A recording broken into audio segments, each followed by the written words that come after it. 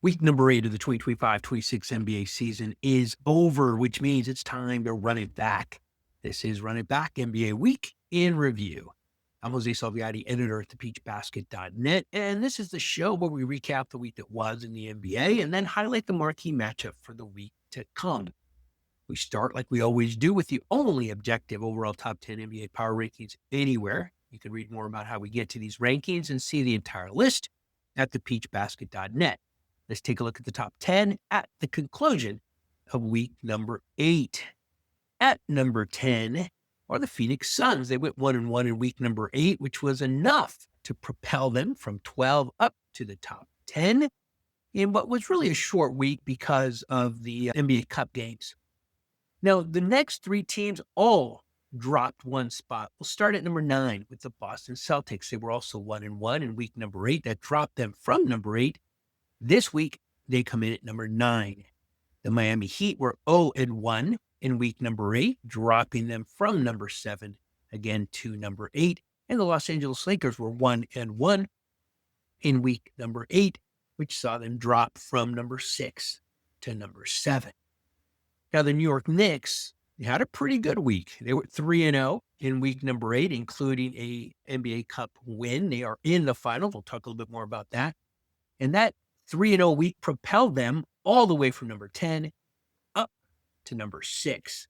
Very good week indeed for the New York Knicks. The Denver Nuggets come in at number 5. They were 2-0 in week number 8, but that dropped them actually from number 4 to number 5, and that's because the other team in the NBA Cup Finals, no, it's not the Oklahoma City Thunder. It's the San Antonio Spurs. And if you watch that game, you know what a great game that was. So again, we'll talk a little bit more about that as we move on. The Spurs were 3-0 in week number 8, and that moved them up one spot, leapfrogging the Denver Nuggets from number 5. They come in at number 4 this week. Now, the top 3 remains the same. Houston was 1-0 in week 8. That keeps them at number 3. The Detroit Pistons, right now the best in the East, were 1-0 in week 8. That keeps them at number 2. And the Oklahoma City Thunder, who had a loss in this week, 2-1. That loss, of course, to the San Antonio Spurs in the NBA Cup semifinals, but it didn't do them any damage in the standings. They still are number 1 after week number 8. That's the objective top 10 list for week number 8. If you want to see where all 30 teams land this week, please visit thepeachbasket.net. Now let's shift our focus to the players. These are the best to do it by average in week number 8 of the 2025-26 NBA season. These are the best by average in shooting, rebounds, assists, blocks, steals, points, and game score. Again, keep in mind, short week, so a lot of the players only had 1 or 2 games, so the numbers might be a little skewed. You'll see what I mean. Steph Curry, no issues there. He led everybody with a great game, 39 points. He only played that one game, but that's how averages work. He led the association. Marcus Smart only played one game, but boy, was it a good one for him. He led everybody with 3 3-point field goals made. I said 3. I think I said it should have been 8. 8 3-point field goals made to lead everybody. Steph Curry and Donovan Mitchell both led the NBA in total field goals made at 14. Donovan Mitchell played in 2 games. Steph Curry only in 1. Alperen Sengun of the Houston Rockets pulled down 15 rebounds in the one game he played to lead everybody, while Isaiah Hartenstein also played one game and pulled down 8 offensive rebounds. LeBron James, the incredible LeBron James, the fact that we're still mentioning his name in the top of any list is incredible. He played 2 games and led everybody with 10 defensive rebounds. Alperen Sengun also in his one game had 10.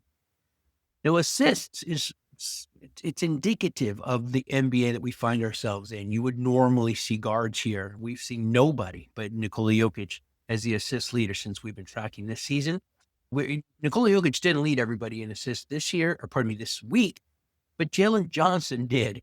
The Atlanta Hawk had 12 assists on average over his 2 games played. Jay Hawk is having a little bit of a resurgence. Good for him. He led everybody with 3.5 blocks over his 2 games played, and he's joined by Oweku Okongwu. Great name. I hope I pronounced it well. I'm not familiar with his game, but he's having a heck of a season for the Atlanta Hawks. He also sent back 3.5 shots in his 2 games played. Alperen Sengun had 4 steals to lead everybody, and Nikola Jokic, he's never far from this list. He led everybody with a phenomenal game score of 33.4 over his 2 games played. Now, as we look ahead to week number 9, we have the game that statistically doesn't count. The finals of the NBA Cup. Based only on chatter online, this seems to be growing on people. Last week, I asked if anyone can stop the Oklahoma City Thunder, and the Spurs said, yeah, we can do that. And they did in what was really a phenomenal game. The Spurs will take on the New York Knicks in the NBA Cup Finals in week number 9. Now, remember I said remember that I said that based on chatter alone, the game seems to be growing. It's more than just online chatter. You'll see what I mean. We end it with a segment we call Full Court Press. I ask AI to scour the internet and read every article out there and find trending news. What's the press saying? What's going on in the NBA as we head into week number 9? And this is what it came up with. A lot of NBA Cup stuff. The Knicks versus Spurs NBA Cup final. Wembenyama's win against the 24-2. They were 24-1 at the time, but now 24-2 Oklahoma City Thunder. Jalen Brunson is a real Cup MVP candidate. And then the trade eligibility floodgates opening on the 15th of December. And of course, the blockbuster rumors that are always bubbling at this time of year around Giannis, AD, Trey, and others. But I want to focus on the NBA Cup. Now, I'll admit it, I'm still not sold. While I get the concept and understand the reason behind it, the tournament still feels forced to me. The courts look silly, and I really don't care who wins. But honestly, it seems like I'm in the minority, and I'm becoming more and more aware of that. Overall, in addition to online chatter being very positive, viewership is up with over 40 million people watching the 2025 group stage. That's a 90% year-over-year increase. Cup games average 2.2 billion. That's a billion views across all NBA platforms. That's a 41% jump from last season. Group games get 17% more views than non-cup matches, which is shocking to me. November games are the best ever in average attendance over the 3 years since the Cup started. And probably most importantly, players love it. Jalen Brunson recently said the atmosphere, it's a different feel. You can't really explain it. You just know there's something else at stake. When there's a chance to win something, go and win it. And that's a player's mentality, right? I don't care if you just played in elementary school or if you got that athletic gene inside you, man, if there's a chance to win something, you're going to go out and win it. And the NBA players have really adopted that. And they want to win this. Of course, it helps, I imagine, that $500,000 to the winner is the pot at the end of the rainbow. It's got to help a little bit. One thing I will admit, though, the games have a playoff atmosphere. The semis between the Spurs and the Thunder, I've alluded to it a couple of times already, was really good basketball and really fun to watch. But I do think that the next phase has got to be that players want the trophy over the money. In other words, the championship has to mean something. Right now, I just don't know that it does. Players have to want to lift that trophy and be crowned NBA Cup final or NBA Cup champions over the money.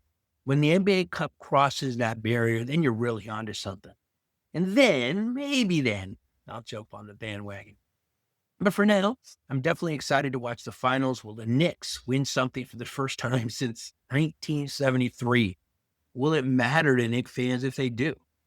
Or will the Spurs show them that the NBA, will the Spurs show them and the NBA that they are right on the heels of the defending champion OKC Thunder, that beating them in the semis was no fluke, and that they are a very real threat?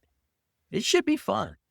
Despite not yet being a card-carrying member of the fan club, I will absolutely be watching the NBA Cup Finals.